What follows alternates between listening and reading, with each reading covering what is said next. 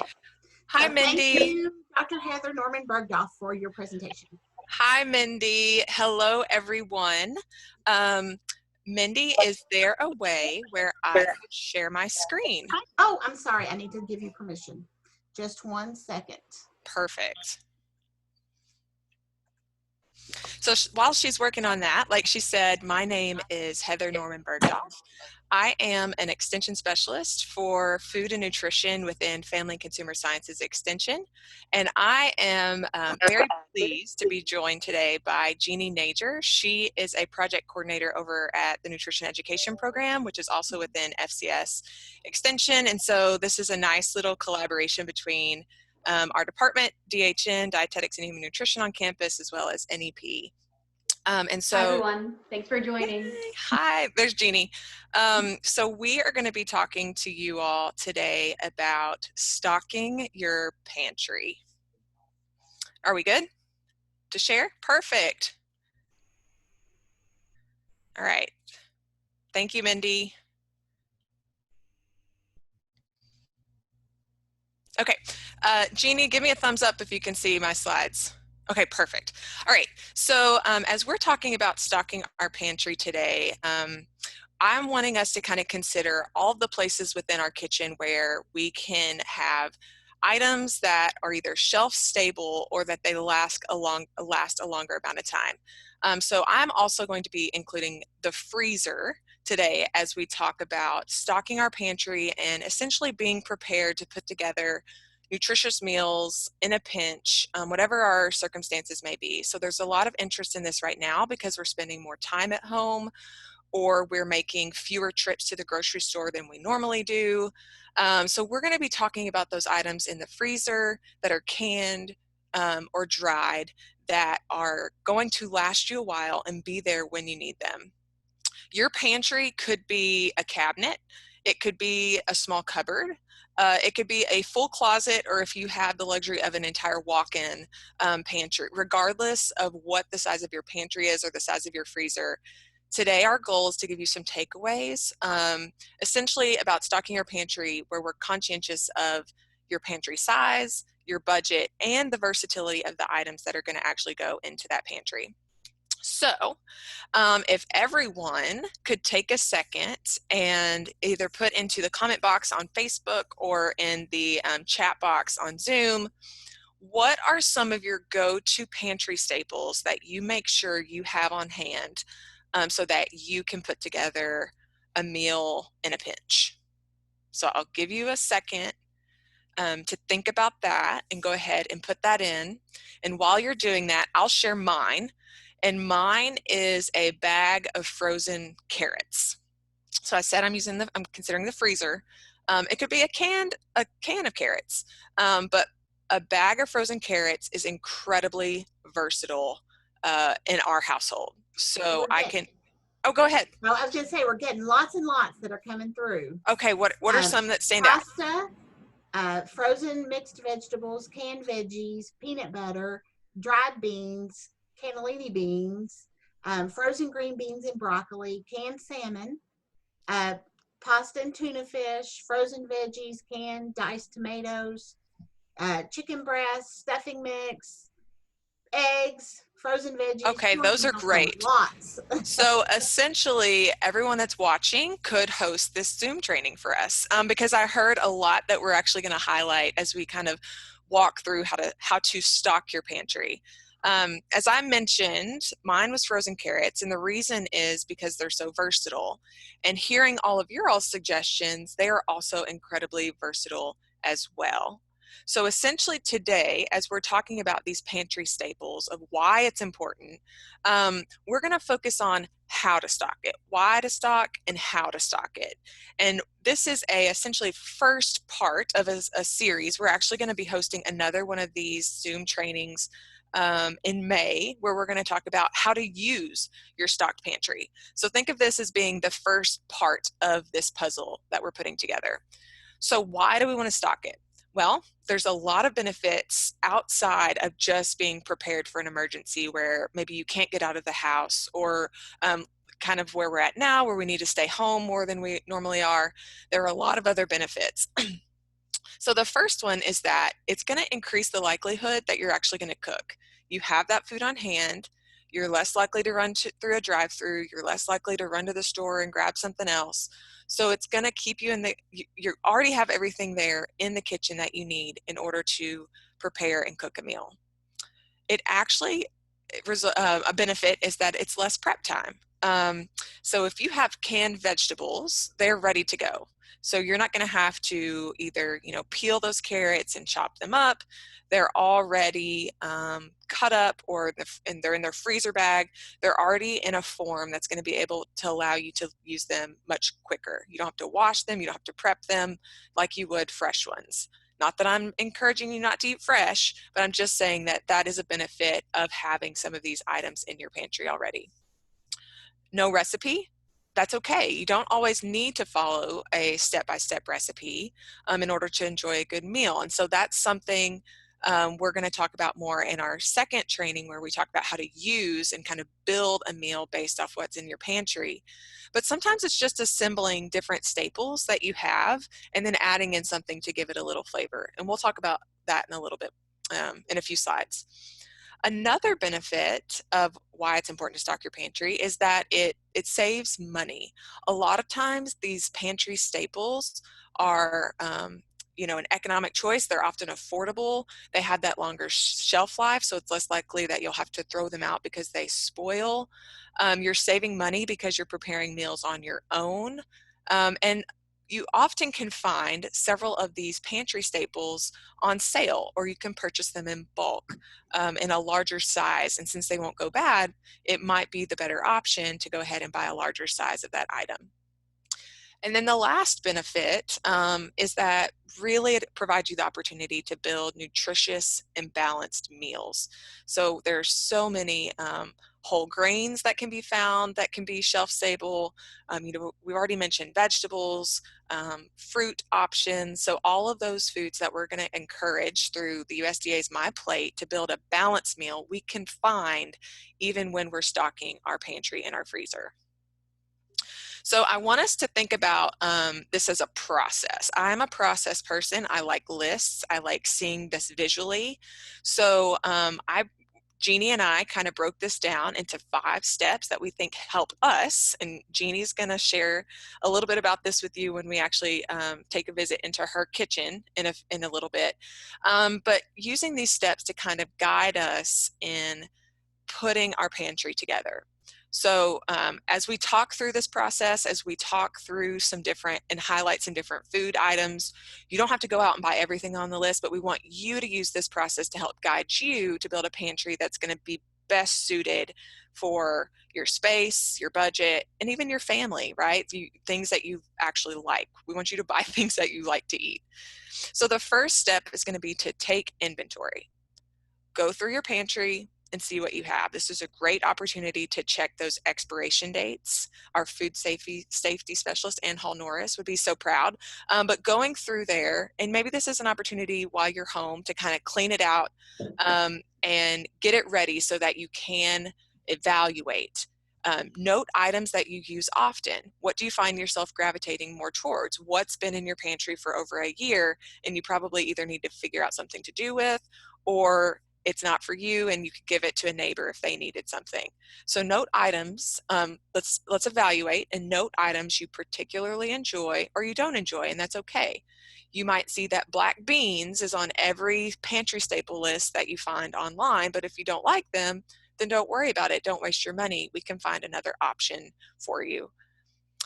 Stock. So now that we've evaluated, we've taken inventory, consider stocking your pantry with some items we'll talk about today, or whatever items you consider to be a part of your staple list. So you don't need to do this all at once, but just what works for you. And this may be helpful to keep an eye on items that are on sale. So looking at your sale bill, or if you have loyalty reward programs that provide coupons to your specific grocery store, keep an eye on those different items, because this may be an opportunity for you to stock up on things that are in sale. And we can stock up on it because we know the shelf life is going to be longer, and it also may save you money as well. So once you've stocked up, we're going to organize it.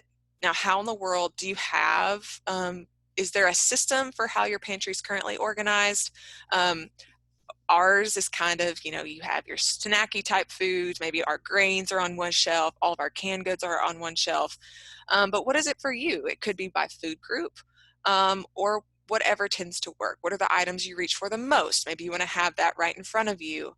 I've also seen where people will actually organize their pantry around meals. So they have all the ingredients for a meal that they could put together within a basket or a bin or organized on shelves so that they can quickly look into the pantry and say, oh, I have everything I need right here to make a big pot of spaghetti. So whatever works for you, think about it. What works for your family may not be the same as someone else. So there's some flexibility to making that work. And then restock. So once you've stocked, you've organized, you're using things, restock. Before you go to the grocery store or wherever you get your groceries, look at your pantry. Make a note if you're close to running out of something. You might want to kind of keep a running list on your fridge. That's what we do. So if I notice, oh, we're running low on our whole grain pasta, I'm going to go ahead and jot that on the list just so that I know that I have it on hand next time that I need it. This means you'll also be less likely to forget about items you enjoy having on hand if you are keeping an eye on that pantry and keeping it restocked. So let's quickly talk through kind of how we've categorized our pantry staples today. And the first one is stocking your dry goods. So when I'm talking about dry goods, they're obviously not wet, but what it means is that all the moisture or water has been taken out of them as a form of preservation. So this means that they're actually going to last longer for us. So we want to store these items in a cool, dry, dark place. And several of these are things that you guys had already mentioned when I kind of polled you earlier. They're versatile and they often help complete a meal. So you could either buy multiple varieties, or if you have a single variety that you like the most, just stock up on that. You could store them in jars, or you could put or if they're in a bag that you've opened, you could put them inside of another bag just to keep that air out so that it stays dry. Some of these are major staples in our house. So unflavored oatmeal is a big one. Flour, you can see a lot of baking goods here. Dry beans, which I think Jeannie might touch on a little bit later. Pasta was mentioned. There's whole grain. There's all kinds of other varieties now. Rice, brown rice, that's a great way to add some energy to a meal and add in a whole grain. Beans and lentils, those could be, canned as well, which we'll talk about in a second. Breadcrumbs, they're very versatile as well. If we look at our canned goods, these actually save us a lot of time. I'd already mentioned this, so a lot of the prep work's already done. We don't have to wash those fruits and vegetables. They're especially handy when you find yourself very busy, or if you've got little ones running around and it's difficult to spend a lot of time in the kitchen prepping something, but you want some nutritious foods in a pinch. So vegetables, we want to look for options that are canned with little to no sodium. For our canned fruits, we want them hopefully to be in their own juice or water if possible. In our house, canned beans and lentils are a great go-to when I'm trying to put together a meal for a hangry toddler. So if I can pull out some canned black beans, rinse them off, mix them with some other canned vegetables, there's a complete meal essentially for a toddler that's usually pretty kid-friendly. Canned tomatoes are very, very versatile, as well as tomato sauce. So I want you to kind of think outside the box when you look at these items, because you may think tomato sauce or pasta sauce and automatically just think that it has to be spaghetti or some type of meal. But really, they could be incorporated into soups or chilies. There's endless possibilities. So for example, for salsa, this may seem very strange to some, but if you've got some vegetables that are on the stovetop that you're cooking and heating up, it might not hurt to throw in a couple tablespoons of salsa to just give it some flavor and some moisture. So then you've got a taco flavored mixture of vegetables. So just thinking outside the box with the versatility of these items really does open up a lot of opportunity when you're building a meal. And now talking about flavor, we've talked about some nutritious foods, but we also want our food to taste good. And so there are some incredibly shelf-stable options that can add a lot of flavor without maybe adding too many calories. So looking for plant-based oils, so olive oils or vegetable oils are going to be great to cook with, herbs and spices. I'm not going to go into that here. We could talk about those all day, but if you are interested in more information about how to add flavor with herbs and spices, we have some great publications. So just reach out to your county family consumer science agent, and they would be more than willing to provide that for you. Vinegars, there's all kinds of different flavored vinegars out there, and maybe it's just simply using a little bit of vinegar to add a little acid when you're cooking something that's really sweet and you want to tame that down. So honey and maple syrup may be a way to add sweetness. Vinegar may be a way to add a little sour or tartness to your meal. You could also mention some refrigerated ones. So I'm not really including the refrigerator in my pantry, but there are some other condiments that you could have on hand that do last longer, that might add a lot of flavor, and that could include mustard, soy sauce, and what other maybe salad dressings you have that add flavor to your meals. I would say that a lot of these items, you want to keep them away from light and heat, so don't store them too close to your stovetop. But all of these really can add flavor to your meal, and there's a lot of opportunity here as well. You could use these in marinades, salad dressings, seasonings, soups, chilies. We could go on and on. Okay, and so we have to talk about snacks because we're all at home and we're snacking 17 times a day. That's what it feels like. I'm always wandering into the kitchen. But think about stocking your pantry with snacks that are multifunctional or have more than one purpose. So these items could be a standalone snack, but they could also enhance flavor and add texture to your meals. So a perfect example would be, here we've got nuts and seeds. Almonds are a great snack, but they also could be great on a salad. So nuts and seeds could be added as a salad topping, or if you have dried fruit or dried cereal, you could add that on top. We love those as snacks, but you could also add it to yogurt when you're having yogurt for breakfast in the morning. In our house, we use applesauce to add flavor to yogurt or even oatmeal, just to give it a little bit of sweetness. So you can see here, they are great to have as a snack, but also they're going to do a little bit more for you. You're going to get a little bit more bang for your food dollar if you look at snacks that are multi-purpose or multifunctional.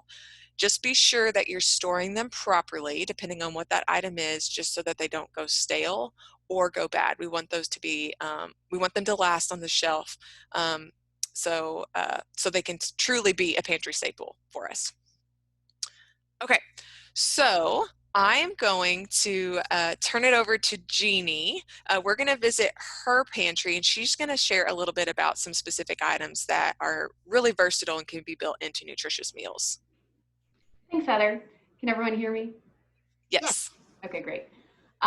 So as you can see, this is my pantry. I don't really have, it's more of like a cabinet that we just use to put our canned goods and stuff in. So the picture on the left was last week before I went to the grocery store. And then on the right, it was after I went to the grocery store. And I wouldn't say that this is like a blueprint. I bought every single thing I needed to complete, all that Heather just talked about. But I think it's important to just buy what works at the time for you and stuff that you think you're realistically going to use. So at my table right here, I'm going to show you some of the stuff and then like tips for purchasing items.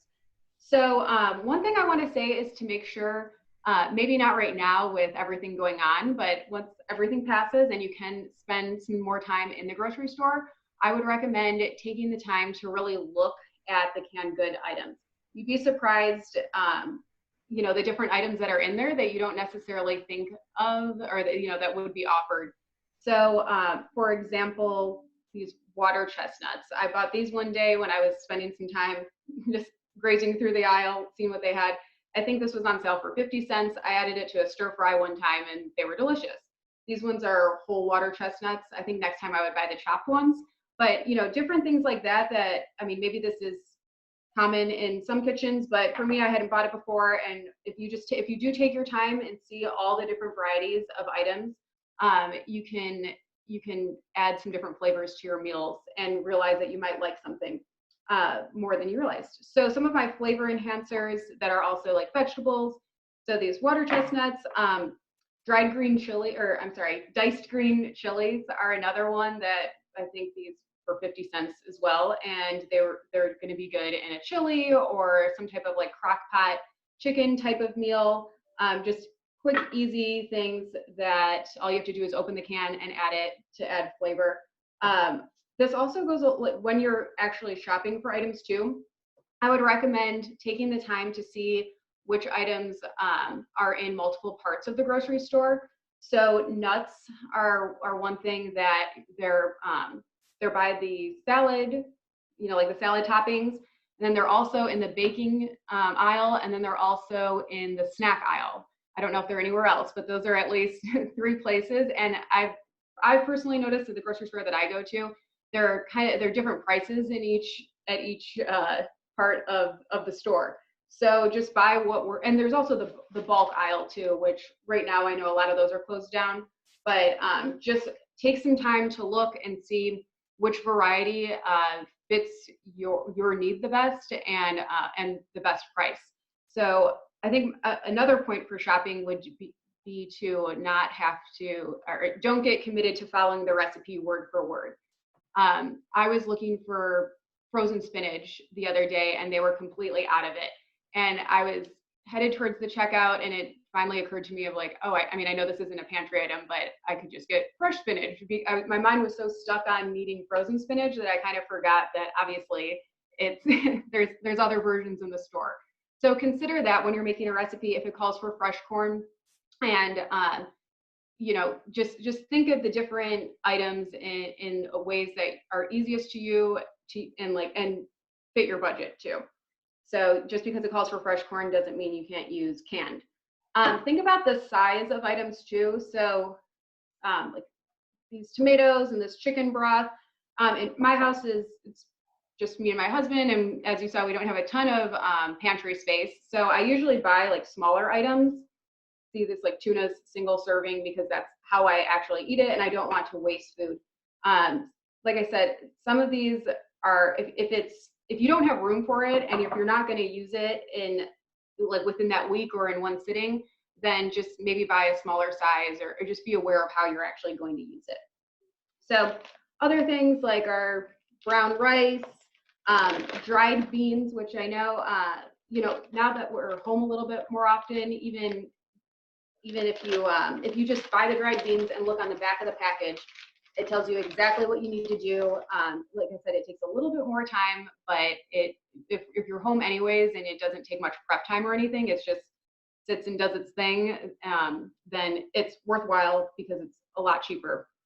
Of course, we talked about pasta and different foods and different varieties like tomatoes, other flavor enhancers like dried fruit. So I have regular raisins and some golden raisins that add nice texture to food and kind of brighten them up a little bit with their flavor. So I think this is pretty much what I wanted to show you from coming into my home. We can move on to the next slide.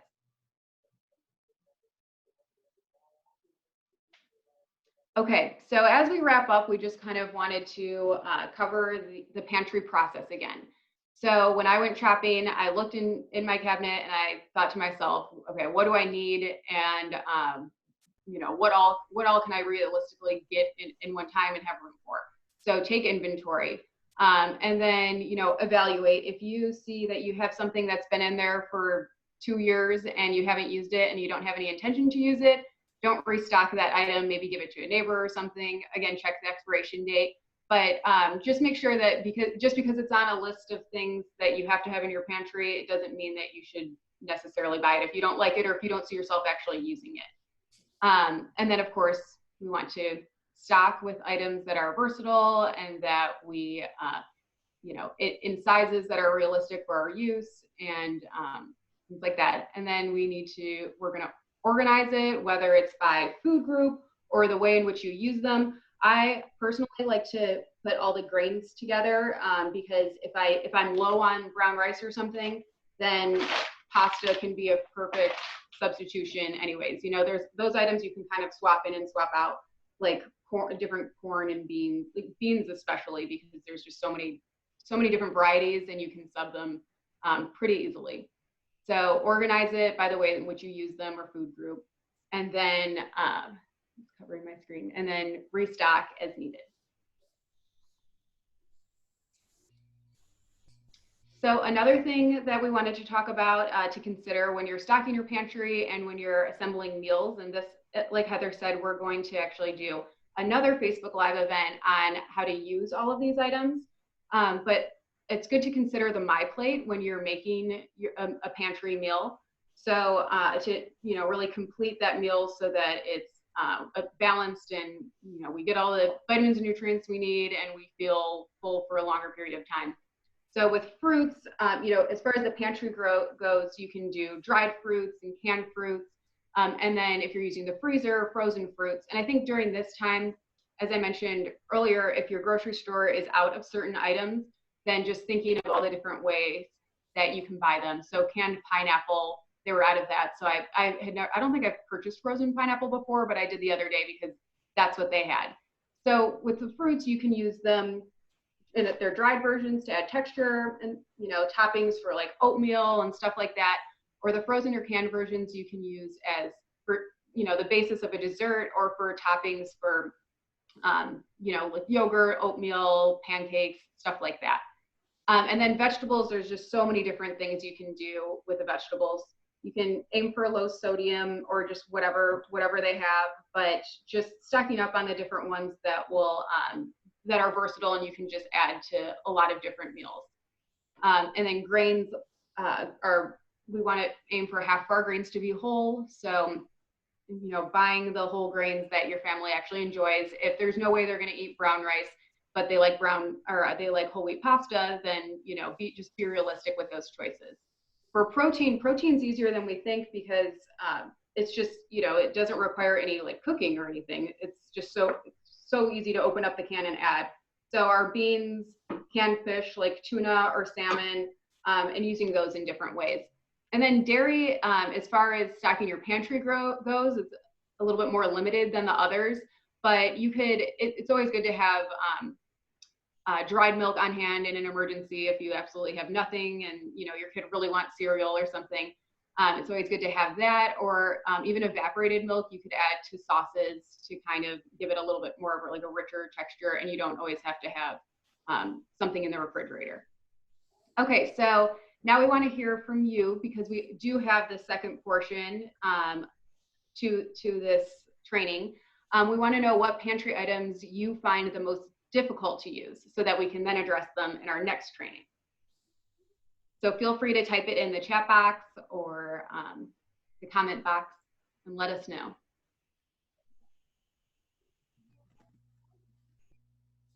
Okay, herbs and spices, I see that. And Heather's written some great resources about using herbs and spices. Tomatoes, okay, we can definitely address that. There's so many different ways you can use tomatoes. Lentils, spices, and lentils is another one where you think of just because you've used it a certain way for so long doesn't mean, like I didn't even realize there were canned lentils because when I grew up, my mom always used dried lentils. So that's another one where there's different shapes and forms and it's probably easier to use some versions than others. See lentils again, dried milk, tomatoes, green chilies, cumin. Okay, great. These are all items that I think we can definitely give some advice on. Absolutely. I was trying to think what mine actually was. And I feel like there's a lot of interest right now in flavored vinegars. So like red wine vinegar. Yeah. So that would probably be one that I would throw out there for myself. Yeah, I was thinking beets. Oh, I actually have a can of beets in our pantry and I have not used it yet. That is a great one. Yeah, I feel like you could add it to a Greek salad or something, but for me at least, I'd have to look into it because I couldn't think of a ton of different ways. You know, you can't just add that to anything. Absolutely. All right, so it seems like we still have a few more responses that are trickling in. So we're going to take that back with us as Jeannie and I prepare for our next training, and we'll try to specifically address some of those pantry staples that you're just not sure what to do or have been in there for way too long, and see if we can help you out. So please join us for our next one, which is going to be using your stocked pantry, and this is going to be on Monday, May 4th at 2 p.m. And it'll be through Zoom or Facebook Live, and that information will be, your login information will be pushed out as we get closer to that date. But at this time, Jeannie, is there anything else you'd like to add, or we can open it up for questions? I think we can open it up for questions. See if we have any that come through. Oh, I can only.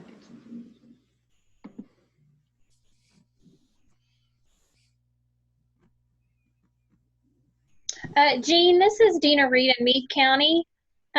Is there, I'm the 4-H agent, is there somewhere a list of suggested things to have in your pantry, something that already is available for us to use? Yes, there is. And I know, I'm pretty sure NEP has one too. So Heather, we can email that out or provide the information in our next training. We can make sure everyone gets that. That'd be great. I also wanted to mention that we have an information release that FCS has recently put out about stocking your pantry. That is a great resource. And we are soon going to have a list of pantry resources along with meals for 30 days. So using those pantry resources, and that will come out May 1st. So be watching for that as well. Anything else? I'm not seeing any questions. Have you gotten any questions from Facebook Live?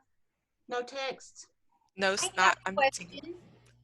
Can you refresh our memory on the use by date versus the best by date versus all of the things that you see printed on your pantry items? Yeah, I actually have our information release on that I wrote, I think it was last year. So we can also find that and send that out just to make sure that, you can see it in written form. And Heather, you can chime in. I know that they were planning to streamline the process so that it was just going to be like 2 or 3 terms that are used so that it's less confusing, because there's so much food waste that occurs with people thinking that foods are expired and that you can no longer use them when you actually can. So we can send that out. And like, Heather, do you know if they have actually, have they started where you're only allowed to use those, the use by and best by? Not that I'm aware of. I also know that Ann Hall Norris just had an information release that came out clarifying some of this information as well. And I think that is going to be some content that we're actually going to include in your using your stocked pantry training. So we'll define and go through what those actually mean and how, if it still says Best Buy, can we still use it? Those types of things. So we plan to address that in our next training as well. Yeah. That is a very common question. Yeah. And I think if you store them properly, that helps too, that's something to consider.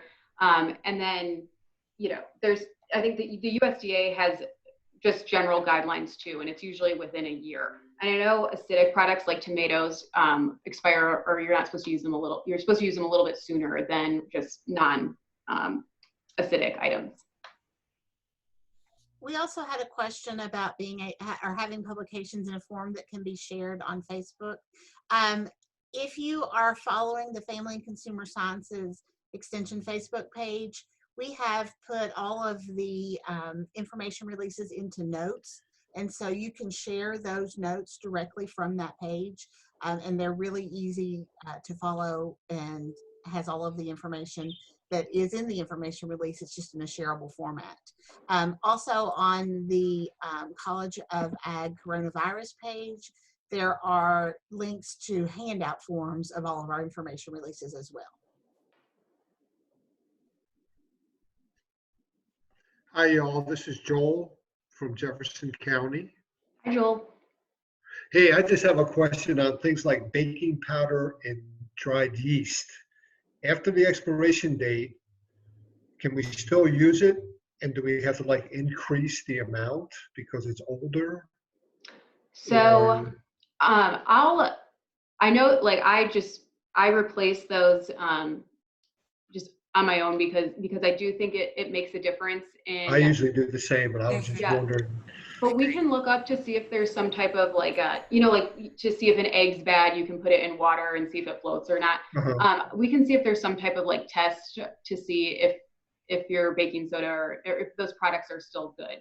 Off the top of my head, I'm not familiar with any. And I know some, like, I think it just depends on how you're using it and if it's been stored properly, how much heat or light it's been exposed to. Because I've used yeast before that I didn't think was going to work, and it's worked. So. Okay, super, thank you. Mm-hmm. I don't know, Jackie might be able to say if this is the way to do it, but I often test my baking powder or baking soda by adding just a little bit of vinegar and seeing if it bubbles. Oh, that's a So good idea. And easy. That's just because I learned that from my mother. I don't know that it's actually the best practice or not. Well, we'll find out and give the definite answer for the next one. All right, any other questions? All right, well, if there's not, we want to thank each of you for joining us today, for fitting us into your schedule. We hope that you go ahead and jot down our next training on May 4th at 2, where we talk about this a little bit more and actually put it into practice, and we'll address some of these questions that you guys have brought up. And if there's nothing else, thank you all and have a great day. Stay healthy at home. Thanks, everyone.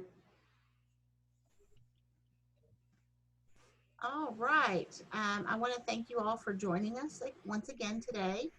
And I just hope that if you have any questions, you will feel free and feel comfortable to go ahead and put them in the comment box on Facebook. We will be monitoring that and making sure that the questions get back to the appropriate people, and we can then answer them there as well. So everybody will be able to benefit from your question and the answers. So thank you for joining us, and we will be back next week on Tuesday, and I can't remember what our topic is, but we will have a topic on next Tuesday, and I believe it is at 2 p.m. So thank you for joining us.